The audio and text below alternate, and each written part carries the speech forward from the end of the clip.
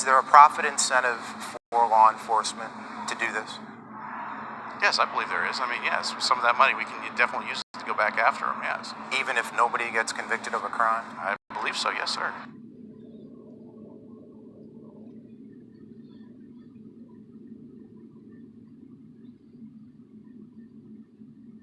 Is that a concern? Well, it is of a concern, but that's not a bad percentage. It's Remember not? the people that we're dealing with here, when we go in there, we make these arrests, you're talking about a trail of money that goes from, we don't want to get these workers here that are just working for these folks, but if we can get them and talk to them, interview them, they can lead us to the bigger criminal enterprises that are running these eight-liners. And that's what we want ultimately at the end. But you actually filed very, very few of those cases in terms of money laundering or engaging in criminal activity. But we're still working on it, because that money laundering, I mean, you can have 10, 15 bank transactions, you follow the money, and at the end, we don't want a misdemeanor on these folks. We want to get a felony on the money laundering aspect of it. In the cases that do get filed, the median jail time is 3 days. Yeah, Is that doing anybody any good? Not really, because most of these folks are going back out there and getting, if we shut down that eight-liner machine, gambling establishment, they'll go to another one. So it's a whack-a-mole game of sorts? Not quite. I mean, we're making a dent in it, yeah.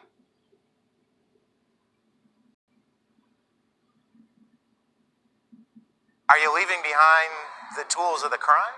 No, not really, because the motherboards are the ones that, it's sort of like the brains. If you take the motherboard out, you don't have anything there. And there are so many eight-liners. And so logistically, taking all these cabinets and going through the process of trying to screw them would just take countless hours of manpower.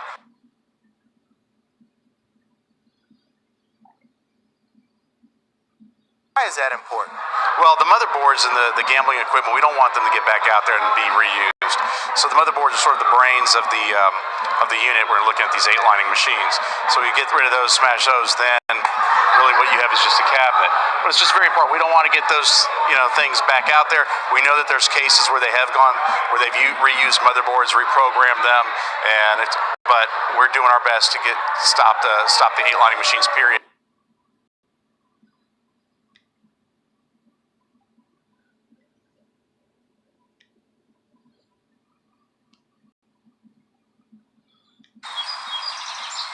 Itchy skin distract.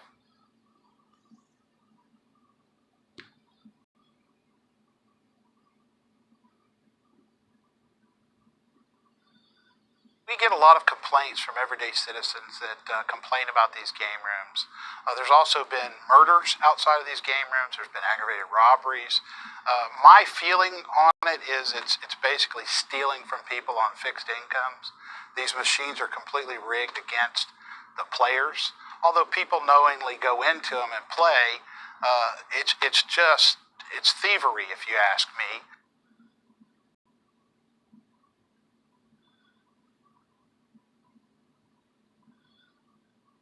You only seize a very small percentage of the entire machines when you raid these places. Why?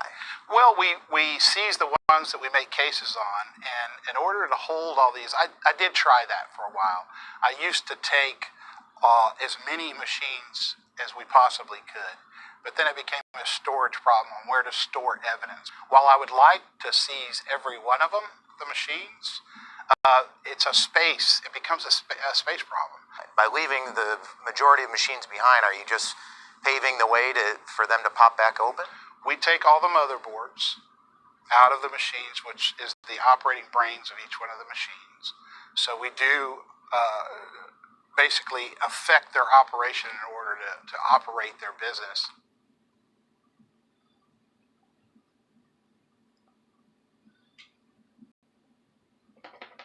Is 3 days in jail any deterrent to shutting these down? Well, let's be very frank. The person that's operating the game room is not the owner of the game room. So, but that's who you're charging, is the clerk behind the counter. That's the person that's committing the crime. That's who we're charging. But we also do money laundering cases. How many of those have you filed? We have filed none, but we have some active cases going on, as I mentioned to you. And so I'm going after the heart of who is actually the owners of these establishments. You're not, sir. You're going after the clerk. I disagree with you. That's not what the data shows. Show me one owner that you have put in You're jail. asking for something that is... Constable, show me one owner that you've put in jail in the last 5 years. I have put people who have broken the law in jail and charged them for a crime. It may not be an owner, but sit tight.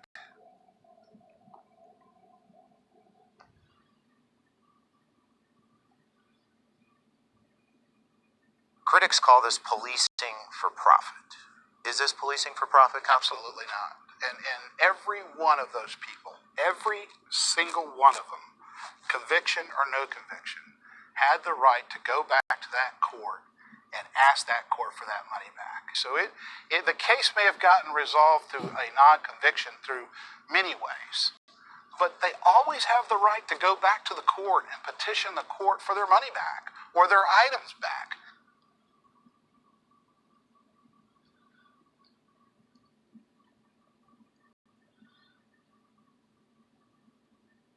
Why not destroy it? Why take a chance that this gambling equipment will find its way back out on the streets and back into these game rooms? It's something that we can look at. It's something that I am going to look at.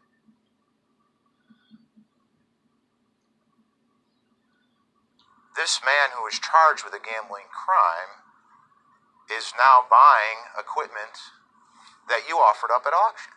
Is that responsible on your part? Was he convicted? He pled guilty to and got deferred adjudication. So it's not a conviction. He pled guilty It's and he not got a conviction, sir. So you're okay with that? You're going to play semantics? I'm not playing semantics. What I'm telling you You don't think that he was using this for gambling purposes? Do you have proof that he bought something from that auction that he's using now for an illegal gambling operation? I do not. Do you want to take that chance? I'll tell you what I am willing to take a chance on. I'm willing to take a chance on that I probably should work with the people that sell this equipment through the state and ensure that they don't either sell it to anybody in the state of Texas or that they do something to ensure that nobody does do that.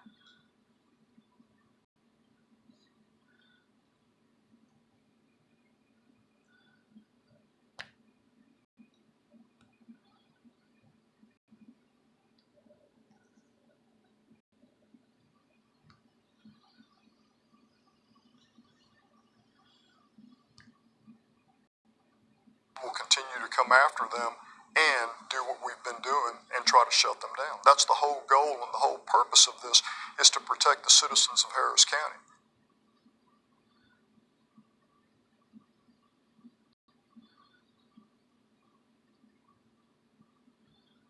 Two-thirds of the time, these cases are not resulting in a criminal conviction. Is that really fighting crime?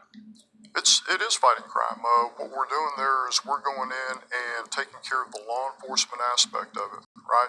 We formulate our search and seizure of the location and take them down, and we forward everything over to the district attorney's office for them to prosecute these places.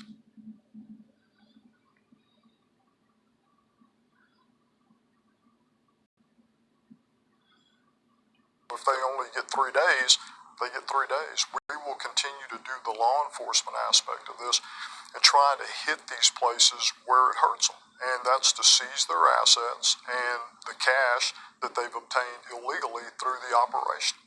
You go in, you charge the clerk behind the counter with a misdemeanor. He or she may get a couple days in jail and a couple $100 fine. And a month down the road, the place is back up and running. And the cycle repeats itself. Right. And the reason that the cycle is repeating itself is because, like I said, you have these owners who are continuously flouting the law and doing the things that they're not supposed to do, knowing that they're breaking the law.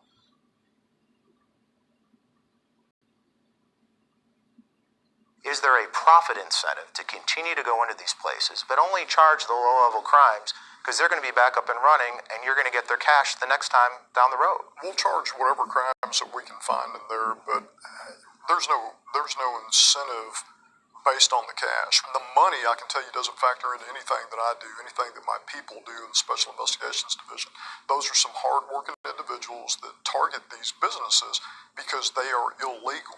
the bottom line is you and I wouldn't be sitting here today if these places were playing by the rules like they're supposed to.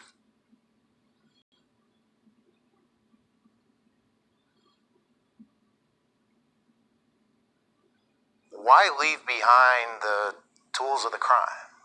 There's a couple of things there. The number is so small because the district attorney's office only requires us to take the 2 devices that we undercover officers in there receive payouts on as evidence. And then the remainder of those, there's so many of them, the storage space on something like that would be astronomical. Is that offering the bad guys a quick and easy way to just get up and running again? I think what will happen, Jeremy, is that no matter what we do, we could take all of those devices out of there, all the devices, and leave nothing in there. But you know just as well as I do is that criminals are enterprising. They will find a way, no matter what you do, to come back and maybe do it better or stealthier than they did it before.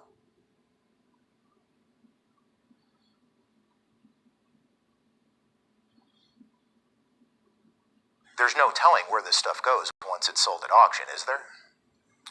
Well, that's one of the reasons why we're looking into revamping or reevaluating what it is that we're doing.